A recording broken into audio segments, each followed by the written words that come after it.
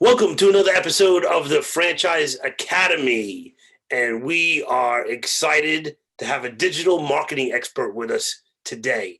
If you have never listened to the Franchise Academy before, we are the place to go for everything you ever want to know about franchising. So if you want to buy a franchise, sell your franchise, build a business and make it a franchise, all the information is here. franchiseacademy.com is where to go to get all that info. So today I have digital marketing expert Erik J. Olson from Virginia, who is the founder and the CEO of Array Digital, a digital marketing agency. And he's also the host of the podcast Journey to $100 Million. It's a daily podcast that has an Amazon flash briefing included with it, which I want to talk about. That's the next thing. He also is the host of Marketers Anonymous, a monthly marketing meetup. Erik speaks often on topics of entrepreneurialism, building freelance businesses, and is just a digital marketing guru. And you could find Erik online at IamErikJOlson.com. So Erik, welcome. Hey Tom, how you doing? I'm doing fantastic. Did I say that right? No, you got it right. It's the URL is a little on the long side. I'm looking for a shorter domain name. You're the digital guy. Let's get it. Come on. I appreciate you having me on. No, this is really cool. This is really awesome. I mean, we met in the digital ether ourselves, just kind of banging around LinkedIn one day. We found each other.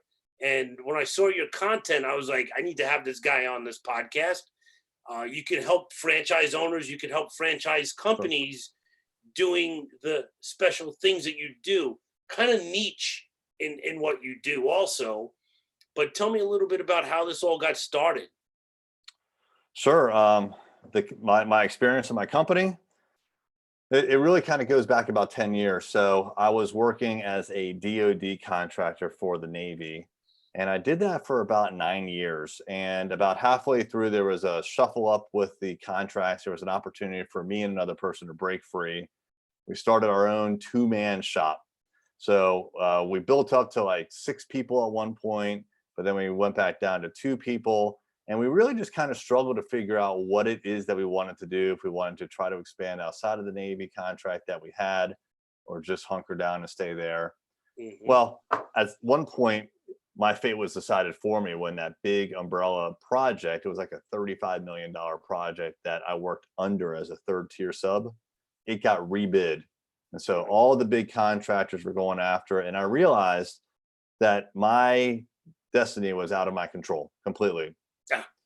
Whoever won that contract was going to call the shots, and they could get rid of all the little cats and dog contractors like me and my business partner, which is exactly what happened. Oh boy. So about 6 months before that happened, I started to freelance, so nights and weekends, and I was a software developer at the time. And I started to get gigs online. Very, very quickly, I got a couple of gigs, and I started to make money, and I saved that money. And I got to the point where I had enough in the bank where when the contract was rebid and went elsewhere, and I no longer had a job, frankly, I had not only the savings that I needed to survive for a while, but also the work was still coming in. And so that's really what kind of like started me off on this trajectory. And I did 4 years as that Navy contracting third tier subcontractor. And then that ended in 2013. And ever since then, I've been doing commercial work. So software development for several years. And then we transitioned into digital marketing. That's so awesome. So when you say digital marketing, what does that mean to you? Yeah, great question, because digital marketing can be lots of different things depending on who you ask. So everyone has a different definition of digital marketing. For us, it's 4 things. So the first is websites and website design.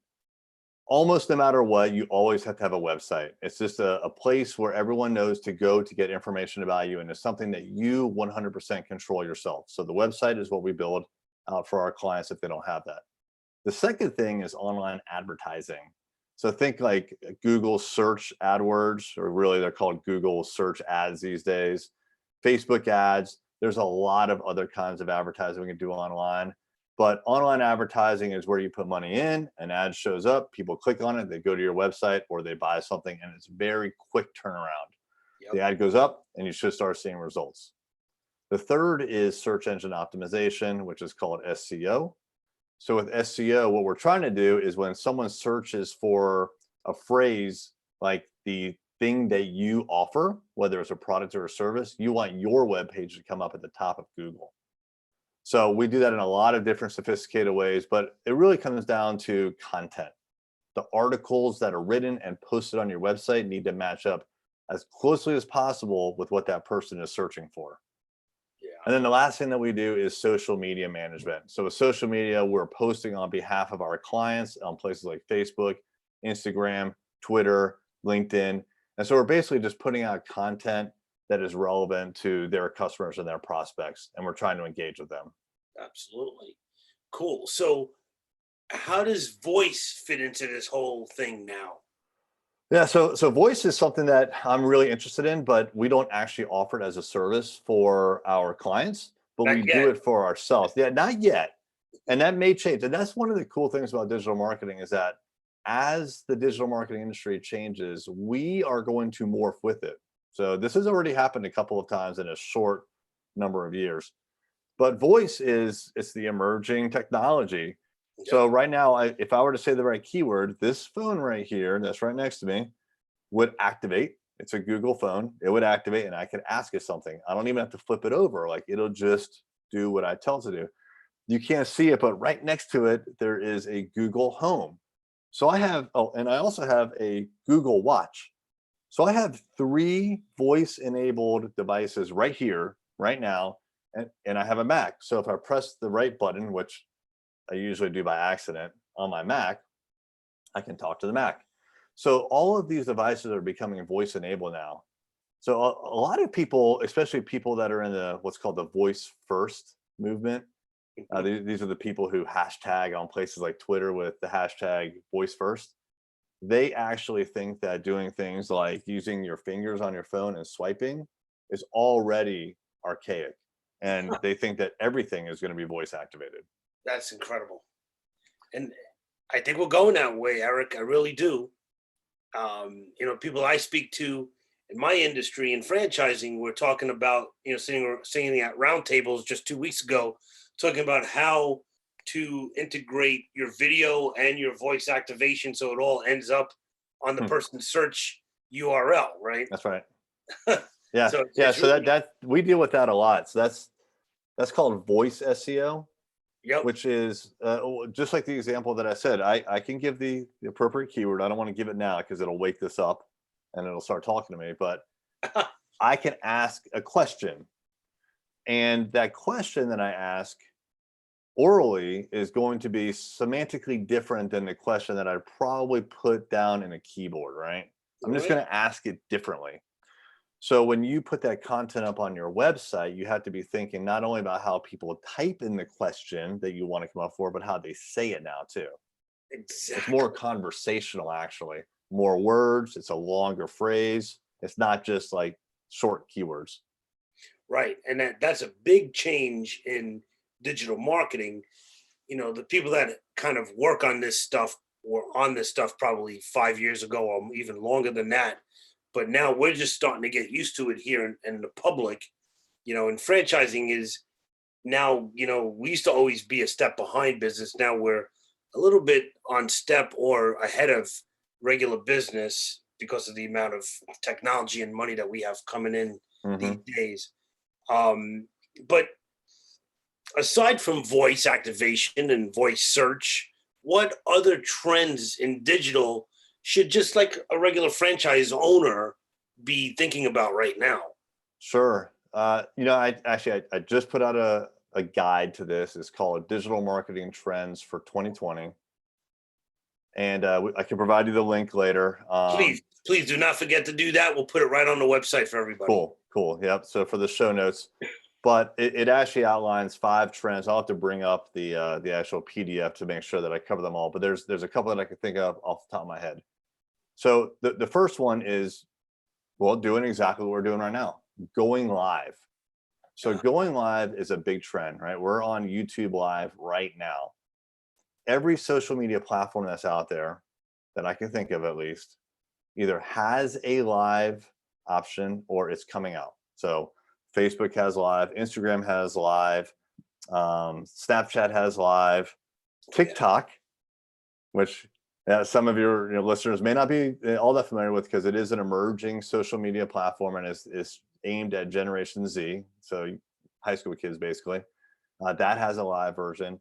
And where you and I met on LinkedIn. LinkedIn has LinkedIn Live, Yep. which only certain people right now can get it. You have to apply for it and be accepted. So it's not widely available, but it will be very, very soon. So going live is a great technique, and we all, again, like this is within arm's reach, but we all have the ability right now to go live. I can go live right now, and anyone that follows me will be notified that I'm going live. That's right. Once that live conversation or video is done, it's archived just like a normal video that you would upload yourself. But the benefit is that everybody who's on that platform, the moment that I go live, gets a notification. Amazing. Yeah. Really amazing. So I think a lot of people are a little bit hesitant to use the lives and the various platforms because they feel like they have to have something really poignant to say.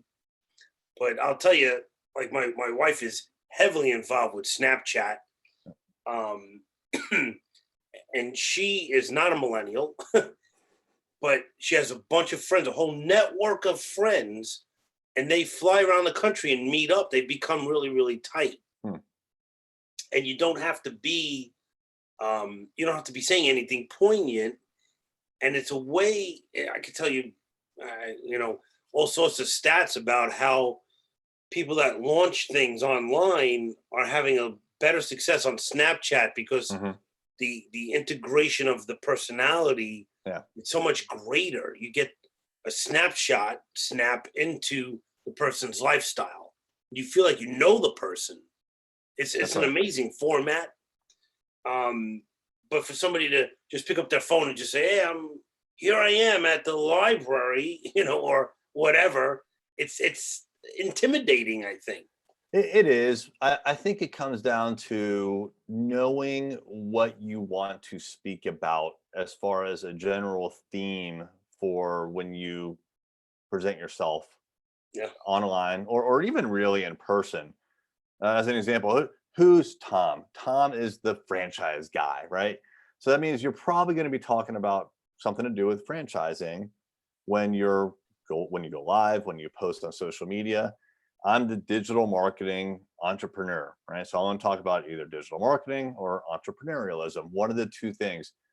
And so that's kind of my strategy. You have a strategy that has to do with franchise or franchising. It would be off brand if you and I started talking about something else. Right? Yeah. So I think the key here is just come up with a strategy on what it is that you want to talk about and really even like what you want to kind of get out of it. But usually before you can get anything out of it, you have to give. So you're always giving advice. You're always helping people, sharing experiences. And that's why you have a podcast. You have a podcast to share these experiences with people. Absolutely. And I think that even in what I do a little bit, I'm in the franchise world, but I like going a little bit outside and talking more about kind of changing your life and taking control of your own destiny, which is what you were talking about earlier, just in your own personal experience. One day you have a job, one day you have a gig, it's going great. Next day it's over, like that. So you had to make some adjustments in your life to make it happen, and you're successful at it.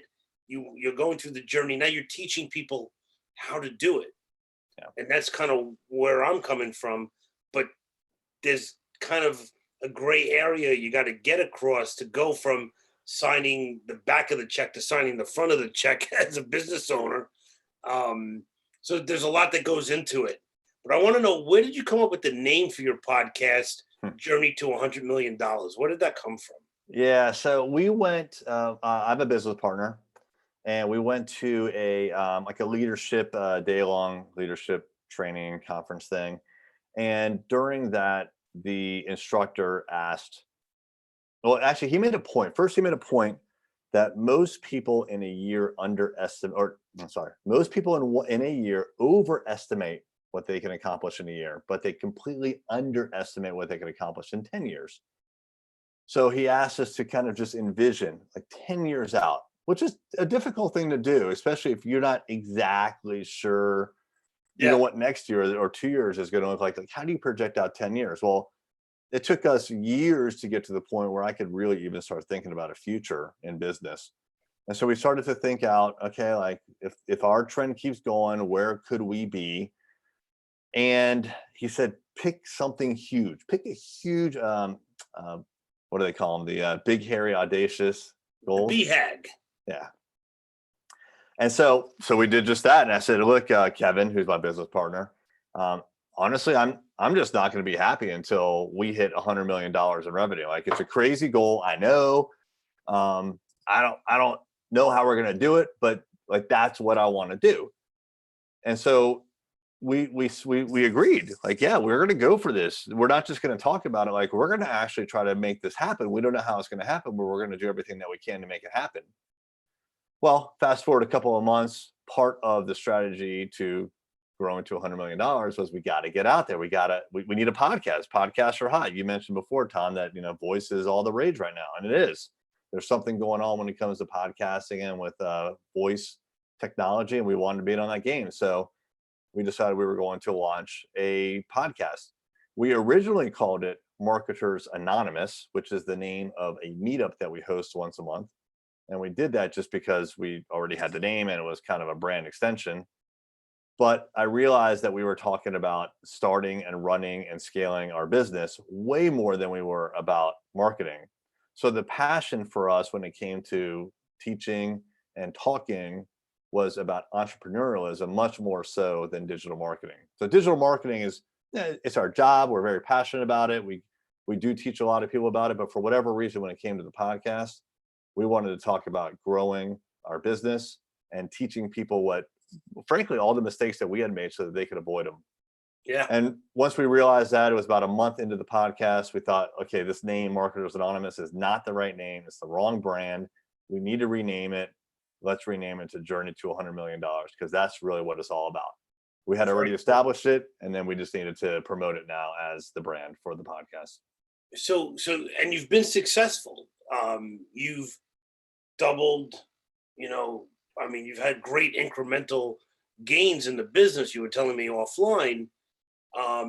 What's one of the things that really led to your success so far?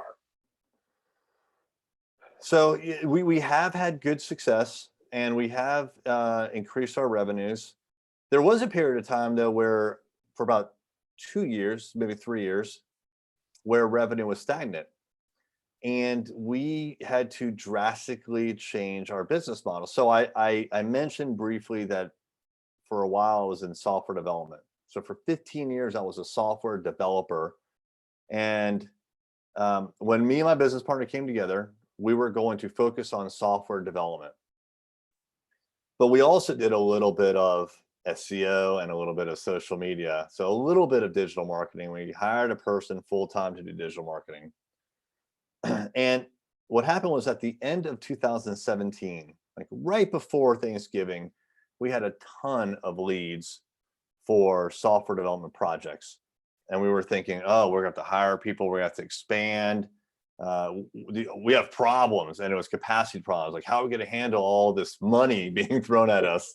Right. Well, by the time we got through the holidays, all those people had ghosted us. They were not calling us back. And I realized it wasn't just because of the holidays. They weren't going to work with us.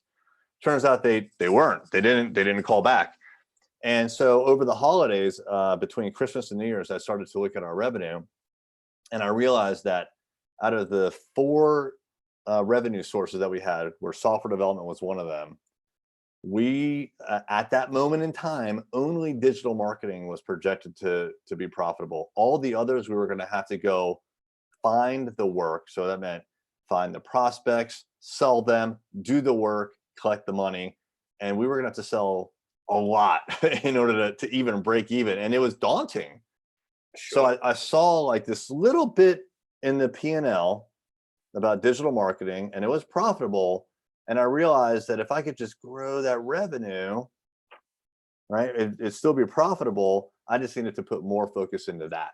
And so we Right. drastically changed the business model in 2018. We basically got rid of all the developers and all of our software development projects in 1 year. And we switched everything up to recurring revenue instead of project revenue, like two monster changes in 1 year. And it could have absolutely destroyed us.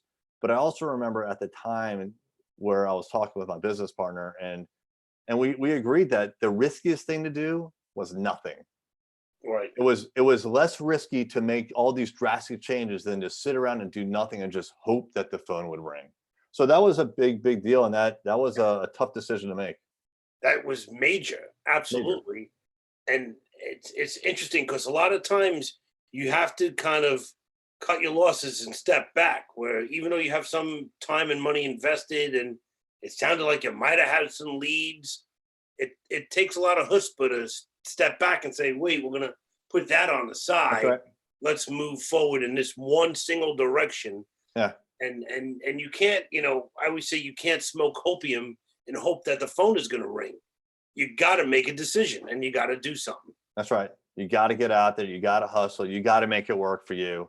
And I mean, it's great if the phone rings. Like everybody wants that, and you want referrals, but you can only grow so fast. And hopefully, you'll even grow. You can only get so much business. What I really should say, from referrals and just the phone ringing. You've got to go out there and make it happen one way or Yeah, another. no question, no question.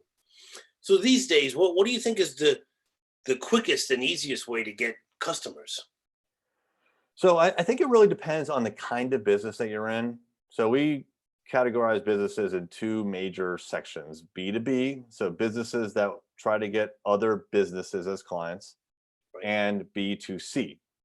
So my company is B2B. I'm trying to get other businesses to hire us to do their digital marketing. So our clients are businesses, but their clients, or their customers, I should say, are individuals.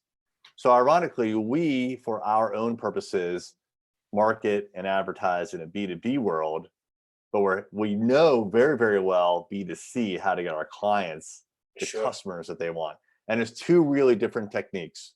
Hmm. So when it comes to B2B, it's really you can certainly advertise. There's a place for that, but it's also very difficult to get to the decision maker through advertising. So it really comes down to a lot of, frankly, hand-to-hand combat, right? So networking meetings, going to meetups, Hmm. posting on social media, reaching out to people like Tom. You and I reached out to one another through LinkedIn direct messages, right? These kinds of relationships, like they don't just happen by themselves. Like you have to make them happen. Right. And you also have to get a lot of publicity whenever you can. So if you can apply for an award, if you qualify, then you should apply. Even if you don't win it, you'll be a runner up, and maybe you can use that for some marketing purposes. Absolutely. Podcasts, blog posts, right? You got to get out there, and you have to just put your name all over the place. You have to So be everywhere. everywhere, yeah, that certainly is a big thing for B2B. And you really have to get over your discomfort of that, because a lot of people, they just want to kind of like, turn off the camera, close the door, and they just want to sit behind a computer and not be personable. And you really need to be a human being that's authentic and tell your story, and that's how you get attention. Yeah. So that's in the B2B world. In the B2C world, though, it's not quite as much a one-on-one relationship, surprisingly, even though you're dealing with individual consumers. It's much more service based or transactional based for the most part, where you advertise a service, something that you can do for a person or something that you can sell them, and you have to explain the value and the benefits there. So advertising, SEO, those things come into play. Social media comes into play a lot because you get your name out there, and hopefully you have something that goes viral and people find out about you. People are spending a lot of time on social media, so that's where you need to be as well. So it's really about getting your name out there, and then enticing them to look into your offer. Yeah, definitely. So I don't want to put you on the spot, but I have a question for you regarding SEO. What do you think, in your opinion, is something that somebody could do like right now to enhance their SEO if they don't know anything about search engine optimization. And maybe we should qualify that by explaining what search engine optimization is. Sure. Yeah, good point. So search engine optimization is where you create content, basically words on a web page, on your web page primarily, where those words and the intention of what you write match with what someone is searching for. So they'll go into Google. Google runs 90% of all searches, and Bing is the other 10% of searches. But it's mostly, when it comes down to it, is Google. So you want to think about your ideal prospect. When they are in need of your service, what are they going to search for? What are they going to put into the browser, or what are they going to say to their phone?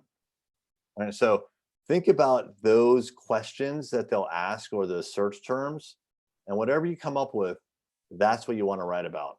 Right? Yeah. So let's say I sell gray water bottles, right? What I should do is I should have an article that talks about gray water bottles and goes into ridiculously long detail about how amazing this water cap is, and then I can screw it on, and how many ounces it holds, and just go into all sorts of detail about that gray water bottle, so that when someone types in gray water bottle, my article comes up. So the goal of SEO is that your article comes up as #1 in the search results. It's called the search engine results page, which is the individual pages that Google shows. Sure. In a perfect world, if you do your job right, and you just, you can't do anything wrong, you'll come up #1. It's hard in a lot of cases, but you want to come up high in the rankings so that someone clicks on that link and they come over to your website. Once they're on your website, now you've got a lot of opportunities to do something else with them. Of course, you can show them the actual article, but throughout the article, you can have calls to action. So you can say, hey, if you want a 10% off coupon to this gray water bottle, put your email address in here. You can also what's called pixel them, which is where you get a little bit of code from a place like Facebook, and you put it on your website. And now Facebook knows that person came and they're reading the article about the gray water bottle. Right. So when they inevitably go into Facebook, guess what? You can show them an ad for this gray water bottle, right?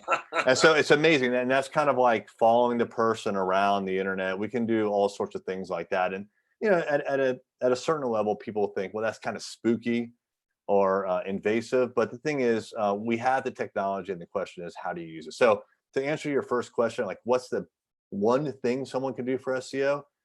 I would think about what questions do people ask when they're looking for your offering, and then write an article about that and put it on your website. Great advice. And what I would suggest to folks, if you don't have that, what you could do is go back and ask some of your best customers.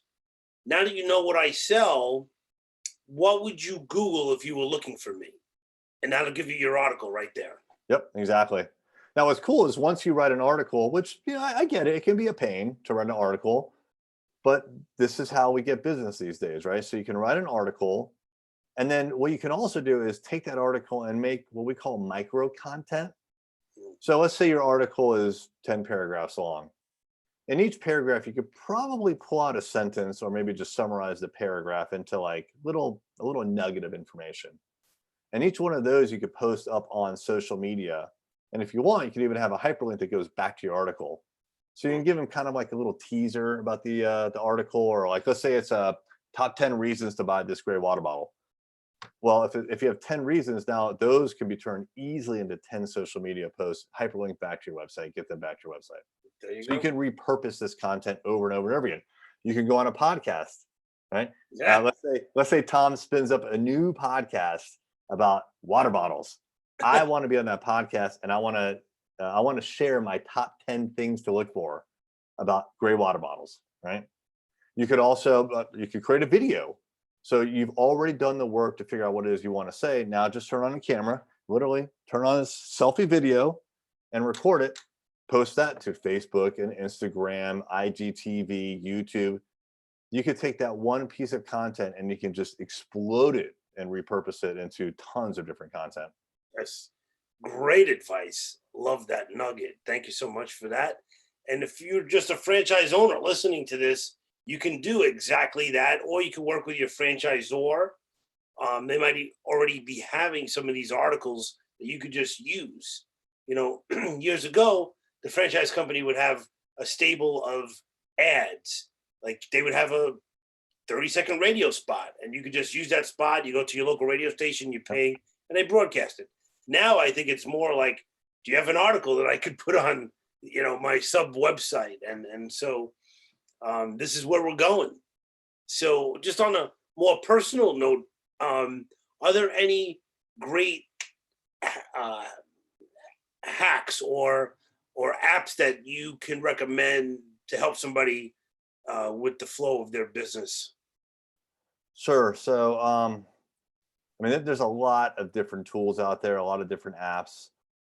Clearly, there's some business productivity apps that people need. So, if that's what you're talking about, or you're talking about digital marketing, let's talk about like productivity tools. Yes.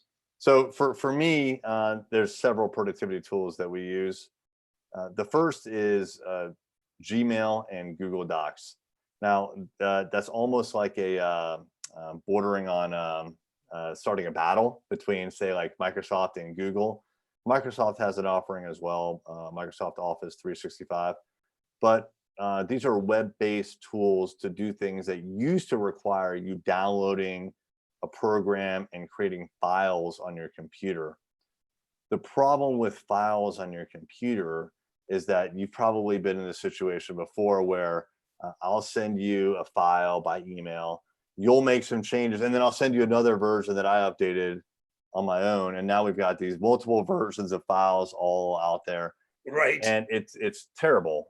It's just a terrible problem that we created. We being the say the computer industry created years ago. Right. Well, now with web-based word processing documents like Google Docs or Office 365, it's all web-based. There is no more file. You can download a file, you can export it, but everything remains up there and is based on a URL instead of based on a file that can be corrupted and lost. So I would definitely encourage anybody, franchise owners for sure, though, to embrace those kinds of web-based technologies. So we use that a lot. We use a tool called Slack. Yep. Slack is we use the free version. There is a paid version, but we've never needed the paid version. And it's a way for our team to communicate. So most of our folks are here in this office, but we have a few people in Florida and one person in Nashville.